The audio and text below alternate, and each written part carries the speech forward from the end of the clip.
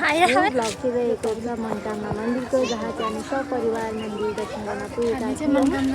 गुन्टुको चाहिँ पहिलोचोटि बाहिर लिएर हिँडेको थियो। यो त्यही भएर सबैतिर यताउति देखेर दङ्ग भइरहेको छ क्या मानिसहरू। मन्दिरको घन्टीको आवाजहरू, चराचुरुङ्गीको आवाज है, अनि फेरि पानी पनि सुनसुन परिरहेको थियो। एकदम रमाइरहेको थियो, दङ्ग पनि भएको थियो। अनि बाबासँग मस्त रमाइरहेको थियो। सो मैले त्यसरी भिडियोहरू लिइरहेको थिएँ, हेर्दैछ मामुलाई होइन। अनि यसरी चढायौँ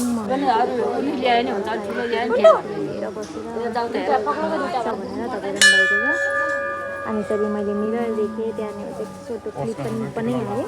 अब चाहिँ हाम्रो टिकी लगाइसक्यो। मन्दिरभित्र पूजा गरिसकेपछि हामी चाहिँ बाहिर निस्किसक्दा पनि पानी परि नै रहेको थियो, त्यस कारण धेरै फोटो भिडियोहरू बनाउन पाइनँ।